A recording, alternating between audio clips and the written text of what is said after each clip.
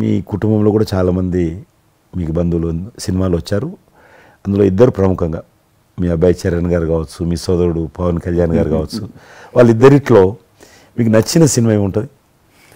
పవన్ కళ్యాణ్ సినిమాల్లో నాకు తొలి ప్రేమ ఒకటి చాలా ఇష్టం, బద్రీ ఇష్టం, అలాగే జల్సా అనే ఇంకో సినిమా, అత్తారింటికి దారేదైతే చాలా నేను చూశాను. అది అవి తను చేసినవి సినిమాలైనా అన్నీ కూడాను అద్భుతమైన సినిమాలే, 1-2 తప్ప.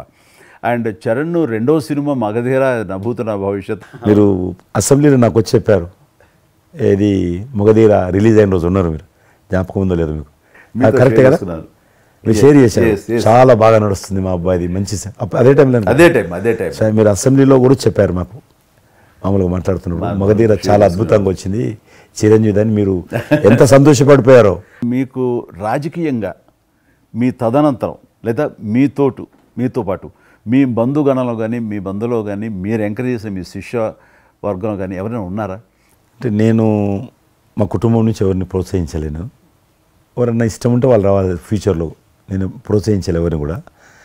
నాకు పార్టీలో గ్రూప్ అంటూ లేదు, అందరూ పార్టీ కార్యకర్తలందరూ నా గ్రూపే, పార్టీయే నా జెండా. ఆ రకంగా నేను ఎవరిని వ్యక్తిగతంగా నా మనిషిని ప్రోత్సహించుకోవడము లేకపోతే మా కుటుంబ సభ్యులను ప్రోత్సహించడం అనేటువంటిది, ఎవరైనా రాజకీయాలు అంటే వాళ్ళ స్వేచ్ఛ, మనం బలవంతంగా తీసుకొచ్చి నిలబెట్టారు అనేది నేను జనరల్ కూడా అనుకోలేదు ఇప్పటివరకు అయితే. ఈ ఫ్యూచర్ ఏమైతే చెప్పలేను ఇప్పటికైతే. మీరు ఒక గ్రూపు, నా కార్యకర్తలు నా గ్రూప్ అని మీరు అంటే నాకు ఒక విజువల్, ఒక ఫోటోగ్రాఫ్ గుర్తుకొస్తుంది. మీరు వైట్ హౌస్ ముందు మీరు కొంతమంది కార్యకర్తలు అలా ఉన్నారు, కానీ వాళ్ళు నిశ్చితంగా చూస్తే నరేంద్ర మోడీ గారు ఉన్నారు ఆ టైం లోపల. మీకు అప్పటి నుంచి కూడా నరేంద్ర మోడీ గారితో సత్సంబంధాలు ఉండే?